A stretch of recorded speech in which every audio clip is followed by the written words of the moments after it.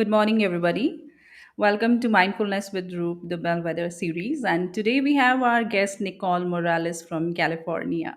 Nicole is a brujita, Reiki Master, tarot card reader, and host of Healing with Nicole podcast. Hi, Nicole. Welcome to the podcast. Hi, thank you for having me. It's 9 p.m. over there, and I hope you had a great day today. Yes, I did. Thank you so much. Right, right. So, Nicole, I'll just quickly start with all these great works which you are doing, and I just want to ask you, the first question for today's talk would be that, when did you decide that this is the path you want to explore, Reiki and tarot card reading and all? So tarot card reading kind of came about. My grandmother was battling cancer, and I would pull cards as a Mhm. way to kind of like for my mental health or kind of to reflect on the day. I would pull a card and kind of journal about it. That was just kind of a way to kind of cope with everything that was going on with her. She battled cancer for 3 years, and it was really hard for me. And it wasn't until after she passed away that Reiki kind of came into my life. I experienced Reiki and felt the healing of it, felt the how it changed for me, and then I felt like, wow, I want to learn Reiki. And the beautiful thing about it was is that everything happened so quickly, and the Mhm. universe kind of like brought me my teacher, the money to be able to pay for the classes. And it was definitely something that was meant to happen in my life. And now I'm a Reiki master teacher, and I never thought Mhm. that would happen, but when it's meant to be, I think that the universe gives it to you Yes, easily. absolutely. Yeah.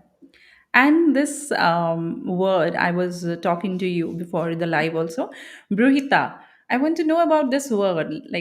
I've come across it for the first time in life. What is it all about? So, brujita means little witch. Okay. And growing up in my family, some of my family members would look at me and they would say bruja or brujita. And I would be like, what?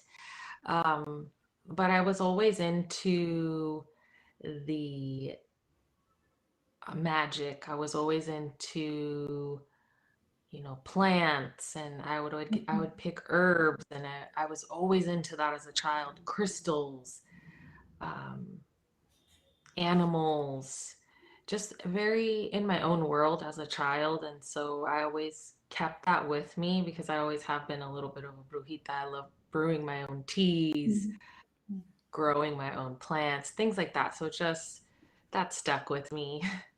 Is it a Spanish word? Yes. Okay, right, bruhita. So it's something like new to my vocabulary, actually. Yeah, you say it Yeah, great. yeah.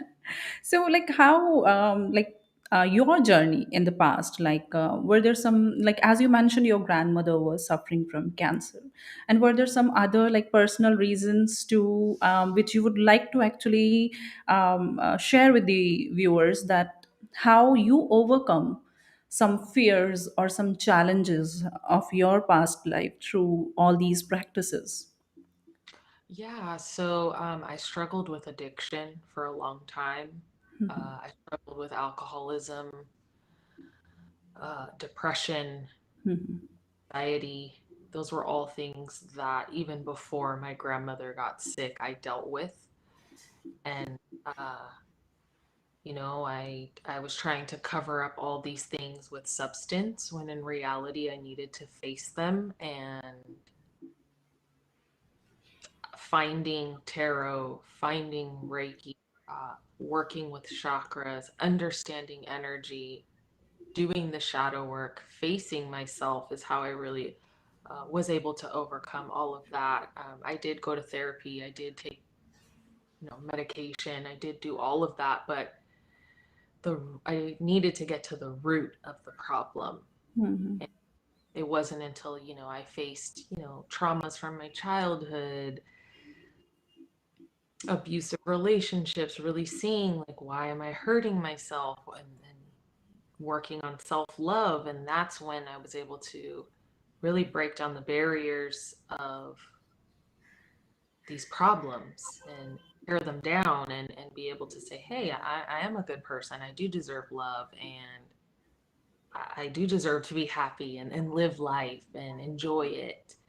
So it was really getting to the root of it all that helped me get where I'm at. And I feel that I can, with my clients and individuals that I work with, I always tell them, I'm not here to be better than you. I'm here to walk with you because I've been through it already. And at some point, you're going to walk on your own. You don't need me.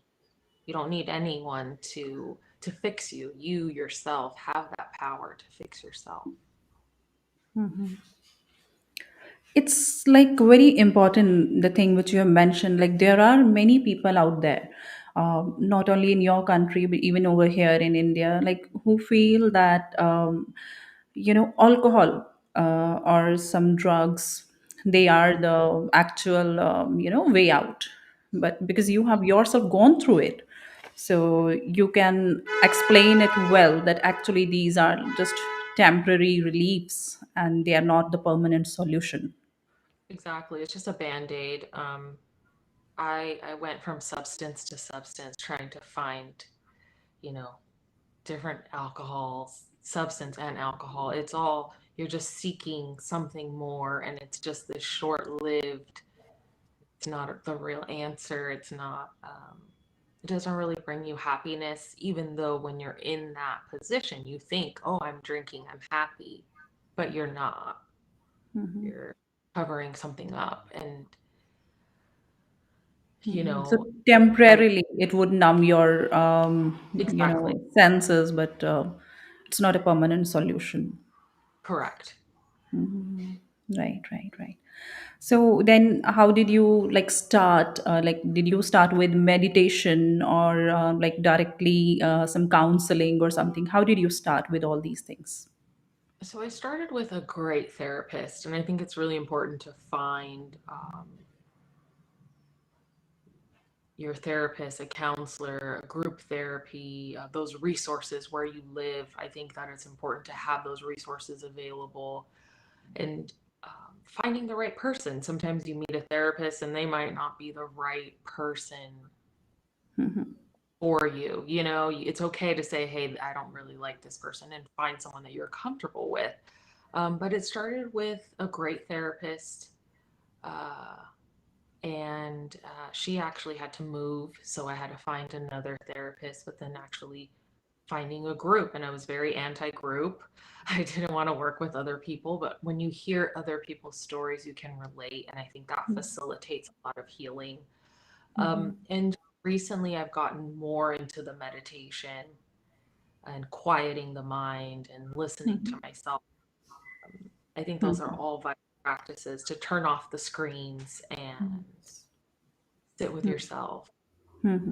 Listening to your own self, this is like very important point. I want you to elaborate this for us a little bit more, that in today's life we listen to every other voice except our own, I feel. So like for you, how was it like when you started listening to your own self, you found the solutions? Yeah, so I realized that there were a lot of voices in my head that weren't mine. The ego, uh, my parents' voice, my ex-boyfriend's voice, all these voices that I was worried about being judged. But I think that when you're in the process of healing and you take a moment to quiet yourself and say, who am I? What do I want for myself? The ego is very loud, and the intuition is whisper, and you don't hear the whisper if you don't quiet your mind.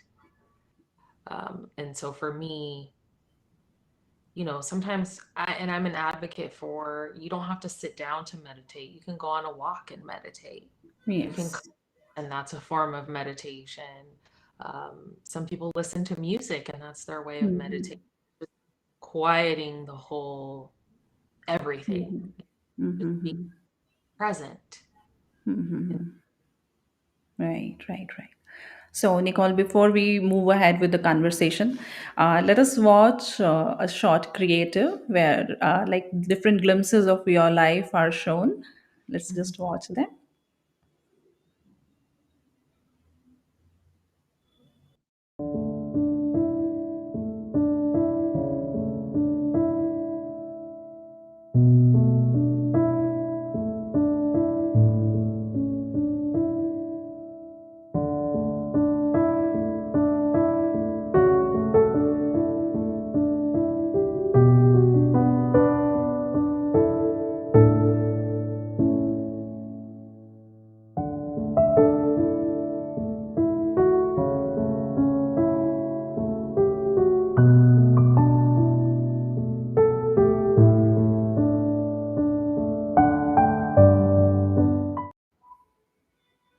Who is that cute little baby in the photographs? That is my niece, Okay. Lena. Yeah. Okay. Yeah. All right. So we were talking about meditation, and like you have also mentioned that how it benefited you, right? But Mhm. like, don't you think that this is the most like easiest thing to actually do and heal our own selves? But this is the only thing we avoid. Yeah, we do. We always find out, try to find, reasons for not going for it. How did 100%. it change your whole life? How did it help you? So I started doing guided meditations like on YouTube. I just searched Mhm. and I started those, and that helped.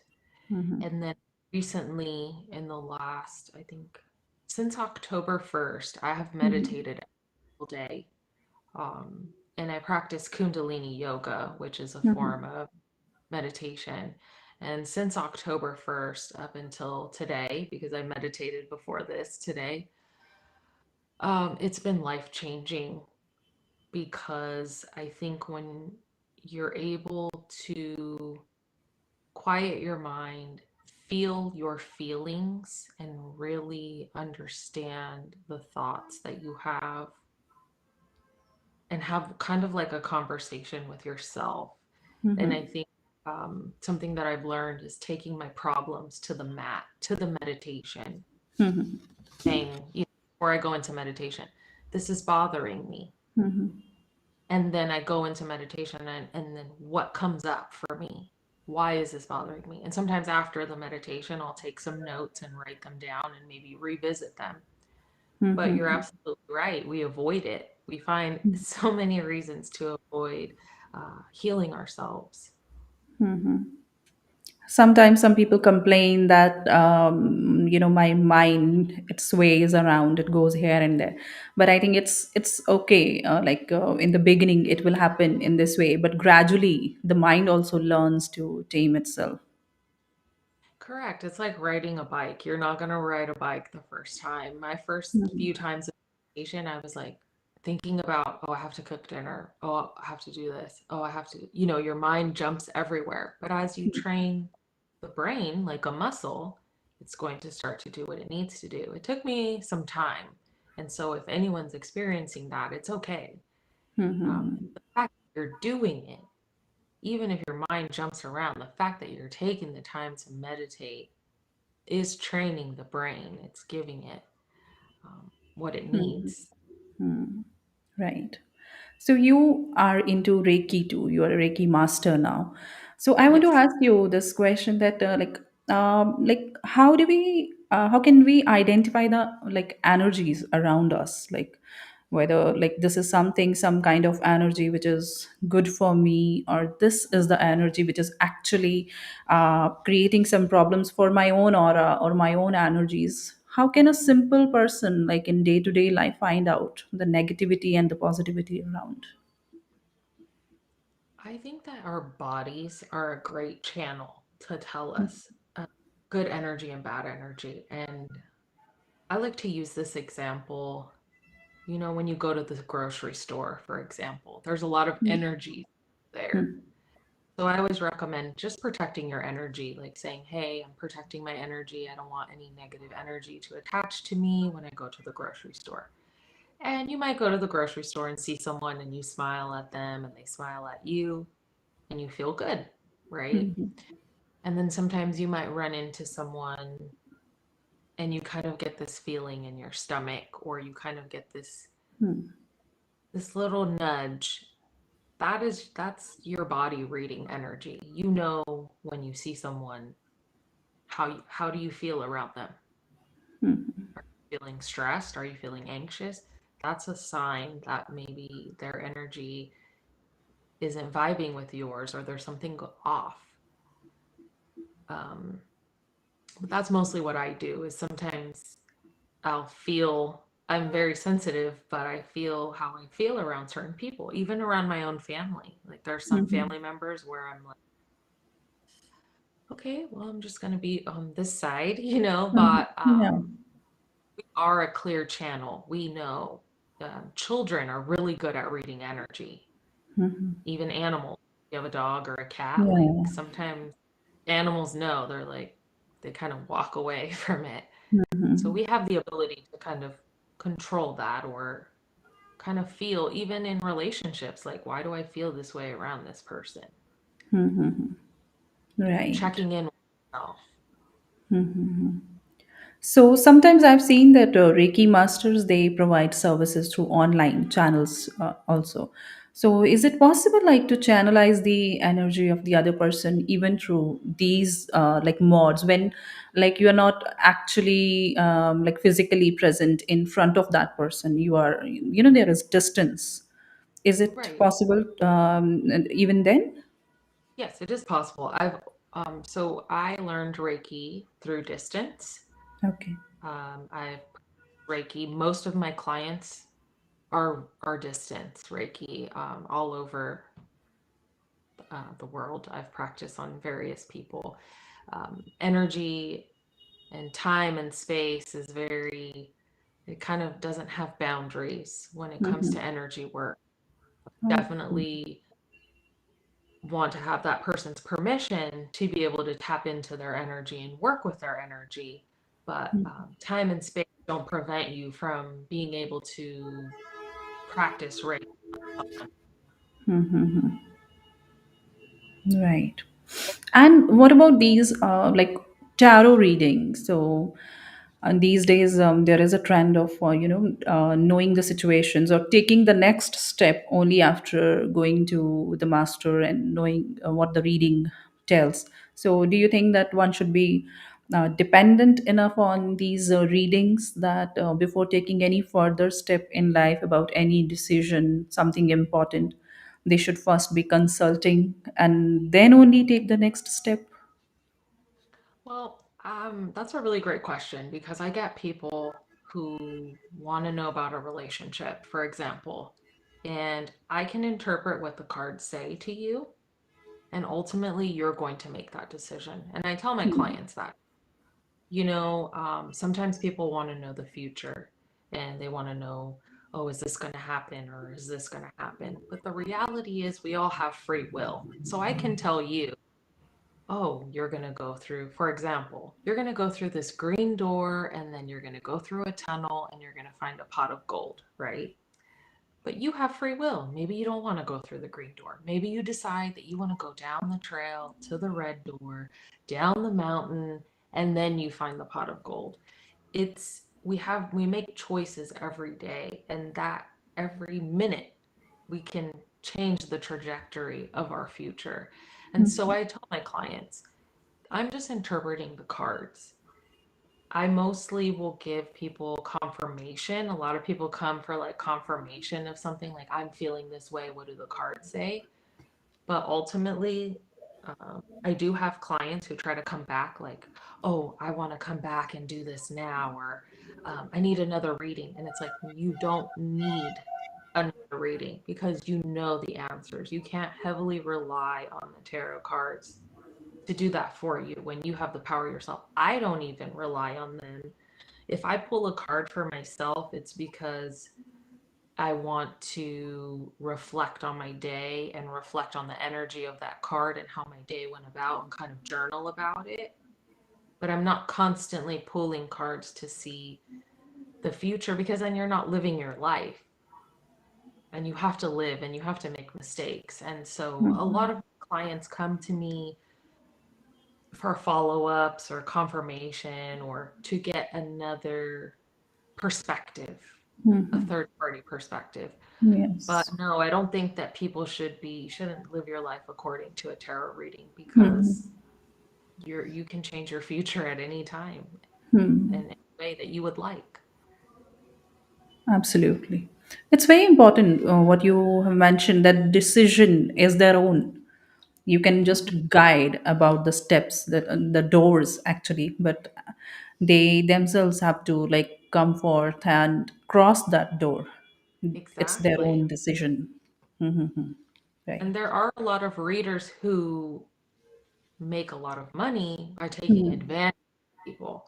And that's also something that people should be cognizant about, is that you have the power to And make the can you choice. like give us some insight into this too? That how can we like identify, like if I talk about myself, that how would I know that this is the person, this is the the tarot reader I should go to, or like any tip you want to give us, that this is how we can identify if the person is just faking it, or he or she is actually having some knowledge, how to find out that thing. So before I read tarot myself, I went to a lot of tarot readers, Mm-hmm. and I've had great ones and I've had not so great ones. Mm-hmm. And what I noticed is that, look at the reader, trust your intuition, like don't rush. I think a lot of people rush and want to answer right away. Look at it. Does this person do a lot of readings a day? Are they just getting this like quick money? Or are they taking their time with it? Are they giving you, a genuine response? Or are they just copying what's in the book? Because I've had readings that I've paid for where they literally took a picture of the what's in the book and sent me the card, and that was it. There was no Mm-hmm. heartfelt message. Trusting your intuition, looking if they have testimonials. Mm-hmm. Do you know someone who's maybe gotten a reading from them? A lot of readers, we expand based on testimonials, word of mouth. Even with my Reiki clients, they tell a friend, they tell a family member, and that's how we grow. I would just be mindful of how these people conduct business. Are they taking their time? Mm-hmm. Things like that. And really, how do you feel when you encounter this person's Instagram? How do you feel if you Mm-hmm. encounter their Twitter or their YouTube? How do they make you feel? Just Mm-hmm. don't rush into it. And even I tell my clients, even if you don't come back and work with me, that's 100% okay. But make Mm-hmm. sure that you are listening to your intuition and going to someone that's going to treat you well. Yeah. Nicole, I'll just request you to rejoin the stream as your video has again just stopped. If you can just Okay, do that for me. Yeah, just rejoin quickly. no problem.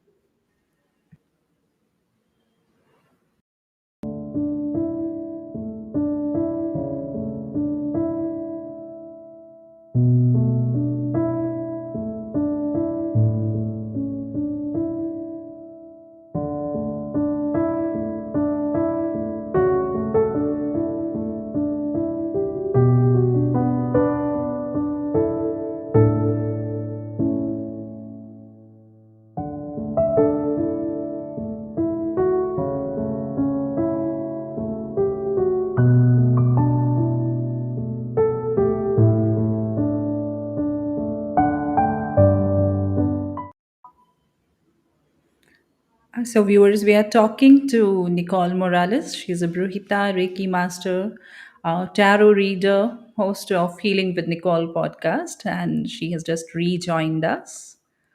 Yeah, I'm so sorry for it, but I don't know what's the problem with the network. So it's wonderful. You talked about intuition, that it's very important to trust the intuition, right?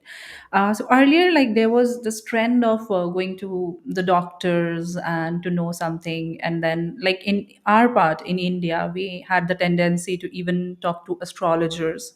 Now, Mhm. but what do you feel? What is the role of healers in today's world? Has it increased, like its importance has increased, or do you think that now the people are more confused about things? What is your personal opinion about it?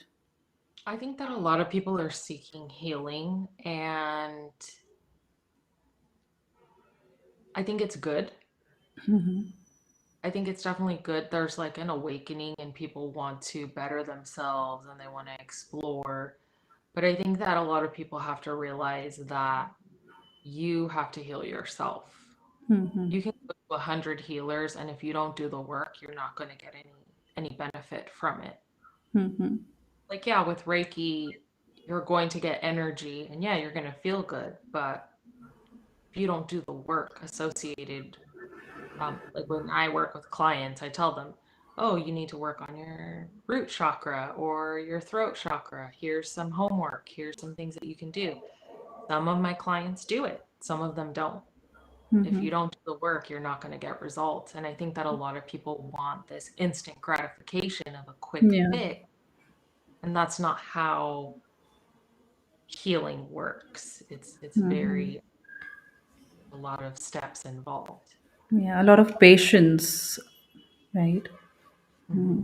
So you're talking about chakras. I know nowadays people have become more aware about chakra healing and all. But how can like a person know that which chakra requires healing, or is it important to heal all the chakras? Like how do you go about it? So I feel that people, when they hear about chakras, they always want to work on their crown. Oh, I want Yeah. my crown, third Hmm. eye open, I want to be, and you should actually start at your root. Hmm. If you're interested in working on your chakras, um, you could look up root chakra journal prompts, and that's kind of where I started. And just start with the root and then go from the root up. A lot of people focus on the upper chakras, Hmm. realizing that you need to be focusing on the lower chakras in order for the upper chakras to even be open.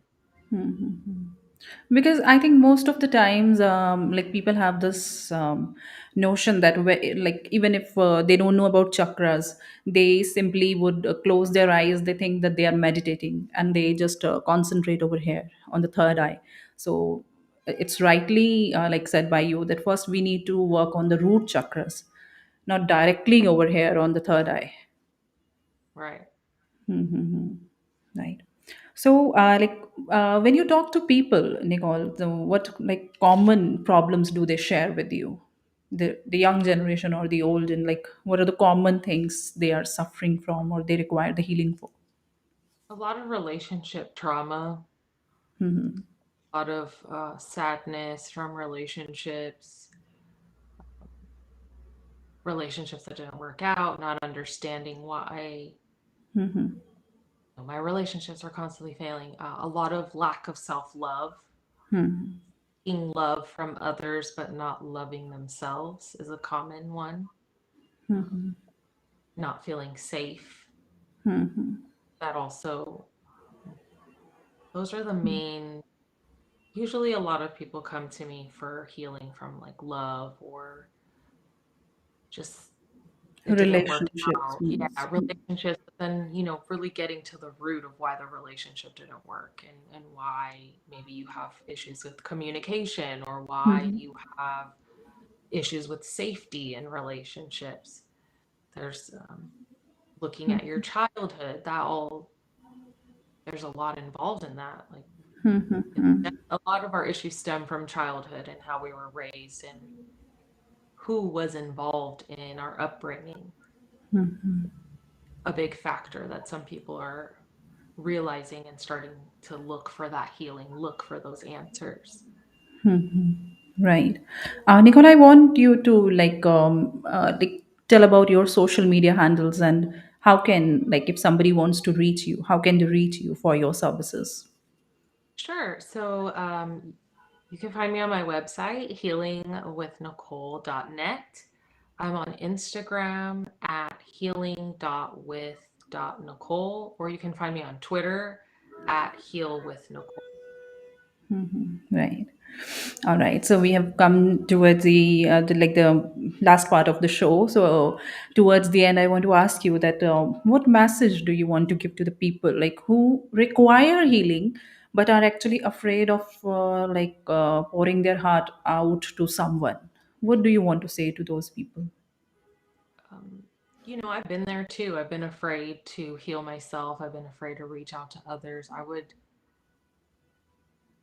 don't be afraid. There are good people, there are good healers out there who want to be there with you and help you. And just know that you have the power to heal yourself. Any good healer is going to walk with you on your journey, not ahead of you, not behind you. They're going to walk with you. And at some point, you're going to walk on your path alone because you shouldn't need me. You shouldn't need any healer. It's kind of like a training wheel on a bike. You don't need the training wheel forever. Eventually, Yes. you ride on two wheels by yourself. And you can. And it's okay to fall and get back up. That's part of healing. Very rightly said. Thank you so much, Nicole, for joining us today for this talk. And whatever you have mentioned, it is something we require this reassurance from time to time. Some of the things we already know that we need self love. We need to love ourselves first, and then the world will love us. But we tend to forget all these things. But you have just brought a kind of reassurance, and you have reaffirmed all these ideas that yes, it is required, you need to do it. Thank you so much for joining, and thank you so much for sharing your wonderful experiences with us. Thank you so much for having me. Thank you, viewers. Thank you for watching the show today. So, this was Nicole Morales from California. She's a Reiki Master, tarot card reader, host of Healing with Nicole podcast. You can listen to her podcast. They are like quite insightful, and she has deep and like wonderful knowledge about the chakras, the energies, and everything. So, follow her on Twitter, Instagram, and you will always be benefited out of it. Thank you so much, everyone, for joining.